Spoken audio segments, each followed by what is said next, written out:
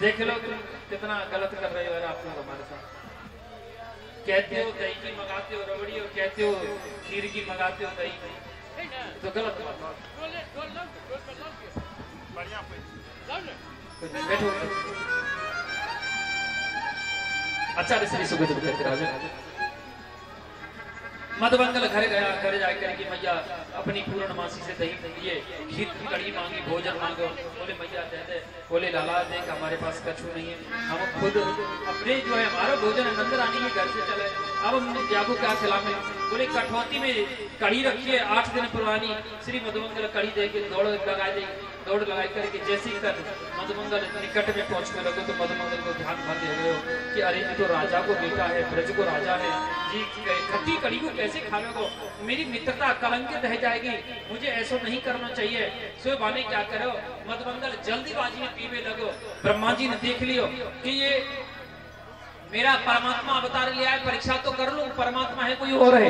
अब जैसे ही भगवान परमपिता ब्रह्मा जी परीक्षा करने के लिए आए, वही समय भगवान आकर एक कन्हैया मधुमंगल की मुख पकड़ी लिए अपनी रसना से, अपनी जीभ से, और मधुमंगल का अधर यानी लिप से उसके होठ चाटने लगे, मुख चाटने लगे। वो ब्रह्मा जी ने अरे ये कैसा परमात्मा है, ये परमात्मा नहीं हो सकता। अरे कि साधारण ब्राह्मण के बालक के मुख को चाट रहा है, तो ये परमात्मा कैसे हो जाएगा। परीक्षा करना चाहिए। लेकर के बछड़ा को, जो जितने भी बछड़ा थे कन्हैया के, सब बछड़ाओं को लेकर के वृंदावन से 10 किलोमीटर उत्तर दिशा में एक जंगल था, वन था, जिसका नाम था ब्रह्मवन। वो वन में जाकर के झाड़ी में जाके छुपा दिया, योग सैया में छुपा दिया। सारी लीला पूरी होने के बाद भगवान कृष्ण कहने लगे भैया आप लोग भोजन करो और मैं बछड़ान को देख के लाऊं। भगवान गए बछड़ा खोजने के लिए, इधर ग्वाल बालन को चोरी करके योग निद्रा में वसीभूत करके वही झाड़ी में 10 किलोमीटर उत्तर वाली झाड़ी में जिसमें बछड़ा छुपाए, उसी झाड़ी में छुपा दिया ग्वाल बालों को भी। ग्वाल बाल और बछड़ा एक ही झाड़ी में छुपे हुए। 1 बरस हो गई। भगवान कन्हैया जान लिए ये सब लीला ब्रह्मा की, अपने वक्षस्थल से उतना ही बछड़ा उतना ही ग्वाल बाल उत्पन्न कर लिए। नित्य प्रति जंगल से घर जाते, घर से सुबह जंगल आते, शाम को घर जाते, ये क्रिया चलती रही। अब ब्रह्मा जी देख रहे हैं कि वही बछड़ा गैया कन्हैया के संग घूम रहे, वही बछड़ा ग्वाल बाल गोकुल वृंदावन में, वही बछड़ा ग्वाल बाल झाड़ी में सोए हैं, वही बछड़ा ग्वाल बाल 14 लोक में वही बछड़ा ग्वाल बाल दिखाई दे रहा है। हर बछड़ा में, हर ग्वाल बाल में कन्हैया दिखाई दे रहा है। श्री ब्रह्मा जी आकर के 48 श्लोक में स्तुति किए यहाँ गोविंद की, लेकिन क्षमा नहीं की। कन्हैया ब्रह्मा जी को क्षमा नहीं किए 48 श्लोक में स्तुति करने पर भी। और इंद्र 7 दिन 7 रात तक बारिश करता रहा और मात्र 14 श्लोक में स्तुति किया तो उसको क्षमा कर दिए। क्यों? क्योंकि इंद्र के कारण उनके गोविंद के ब्रजवासी, गोविंद के ग्वालवाल, गोविंद के मित्र 7 दिन 7 रात्रि तक गोविंद के निकट रहे, और ब्रह्मा के कारण उनसे 1 बरस तक दूर रहे। इसलिए 48 श्लोक में ब्रह्मा को क्षमा नहीं किए और पश्चाताप करने के लिए कहे कि आप यही निवास करो। वो ब्रह्मा का मंदिर आज भी उसी झाड़ी में अवस्थित है, आज वही है। ब्रह्मा जी का मंदिर है, तालाब है, वही पुरातन तो है, लेकिन समय के प्रभाव से वहाँ की झाड़ी इत्यादि को सब साफ कर दिया। झाड़ी इतना विकराल था, वहाँ झाड़ियों को लगभग 2002 में साफ किया गया है। अब वहाँ काफरज फाउंडेशन के अंतर्गत उसको डेवलप किया जा रहा है।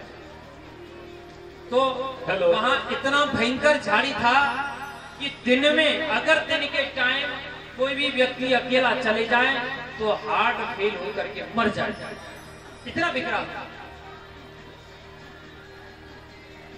उस ब्रह्मा जी से ठीक 10 किलोमीटर, ये वृंदावन से 10 किलोमीटर उत्तर आप लोग गए। आज एक मंत्री जी आए थे, वो भी जानते हैं, उनका तो कोई रिलेशन हमारे थे।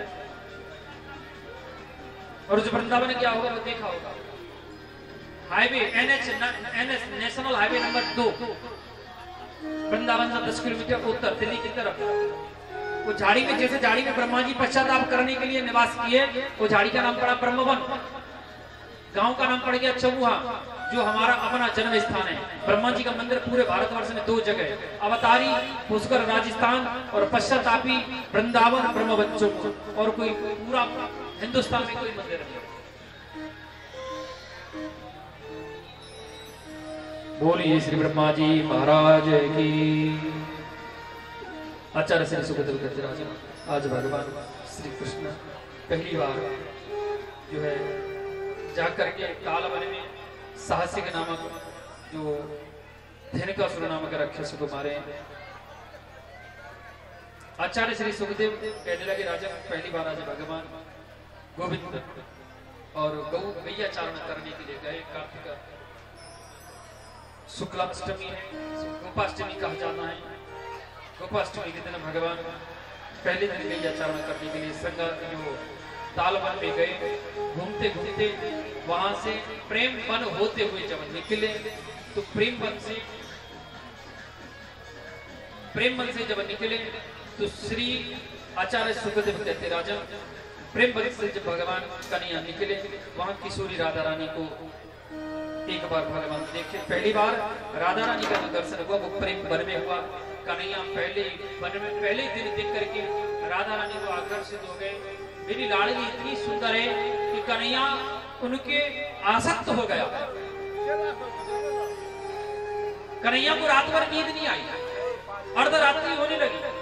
गोविंद वृंदावन से उठ करके बरसाना चले गए। बरसाना जाकर के कन्हैया अंगुल्याम कपाट प्रहार दी, उंगली का प्रहार राधा रानी के महल के दरवाजे के ऊपर में किए।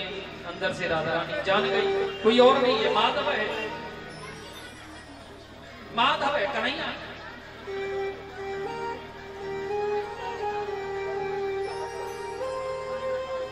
माताएं ये डलिया सलिया जो भी है यहाँ से सब हटा लें। महाराज जी आप अपनी दुकान को पीछे कर लो, नहीं फ्रूट चाट की जगह फ्रूट जूस बना देंगे। आज 10 मिनट में कथा को विश्राम करेंगे, उसके बाद झांकी में चलेंगे। आचार्य श्री सुखदेव कहते, राजा इस प्रकार श्री अंगुल्याम कपाट प्रहरती, किशोरी राधा रानी दरवाजा नहीं खोलती। भगवान बार बार दरवाजा बजाते, राधा रानी अंदर से आवाज लगाती कि कौन है। राधा रानी की आवाज सुन करके माधव कहते, जब राधा रानी की आवाज सुनते कन्हैया भी कौन है, तो बाहर से गोविंद कहते, अहम नो चक्री में चक्र चलाता हूं। राधा रानी उसका प्रति उत्तर निकाल दी, बोले आप चक्र चलाते हैं यानी कुम्हार है, कुम्हार बर्तन बनाता है। ठीक है, हमें बर्तन की आवश्यकता नहीं, मैं बाबा को कहूंगी अगर आवश्यकता होगी तो आपसे बर्तन मांग लेगा। हास परिहास मजाक में राधा रानी दरवाजा नहीं खोली। भगवान समझ गए कि दरवाजा नहीं खोलेगी, तो गोविंद वापस चले गए। राधा रानी को बड़ा पश्चाताप हुआ, बड़ा कष्ट हुआ। ललिता नामक सखी जो परम सखी है लाडली की, उसको सारा व्यथा बताई। वो लेकर के वृंदावन आई, सारा वृतांत कन्हैया को बताई। कन्हैया को लेकर के गई और जैसे ही ललिता बरसाना में प्रवेश की तो ललिता ने अपना लहंगा जो है चोली चुंदरी इत्यादि अपना स्त्री वस्त्र कन्हैया को दिया। कहा कि कन्हैया आप ये वस्त्र धारण करो और किसी से गले से मत लगना, किसी से बात मत करना, अन्यथा चोरी पकड़ी जाएगी। जैसे ही कन्हैया महल में प्रवेश किए, ललिता के साथ वृषभावन बाबा दिख लिए। बोले ललिता, बोली हाँ बाबा। बोली सखी कौन है? नई सखी दिखाई दे रही है बरसाना में। बोली बाबा ये सखी वृंदावन की सखी है, माखन बेचने के लिए आई थी ना, तो इसको रात हो गई, तुम इसको अपने साथ ले आओ। बोले हाँ भला किया तूने, ऐसा करना इसको अन्न वस्त्र देकर के अपने रथ से वृंदावन छुड़वा देना, कोई कष्ट नहीं होना चाहिए इसको।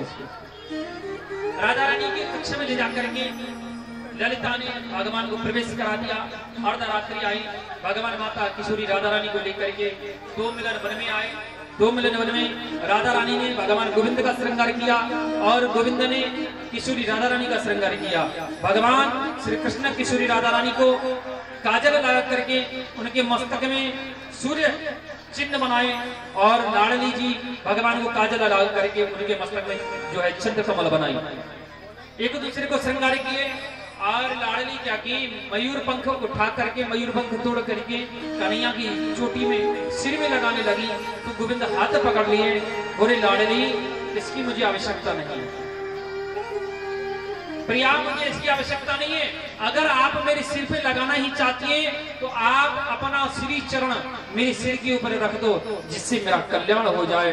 बोलिए श्री लाडली सरकार की, वृंदावन बांकी बिहारी लाल की।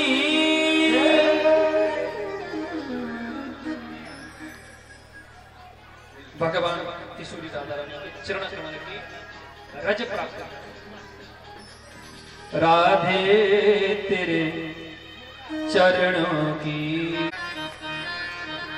श्यामा तेरे चरणों की, पग धूले जो मैं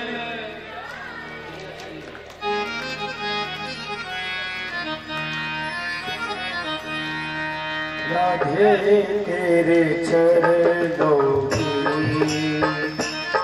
श्यामा तेरे चरणों की, धूल जो मिल जाए, राधे तेरे चरणों की, श्यामा तेरी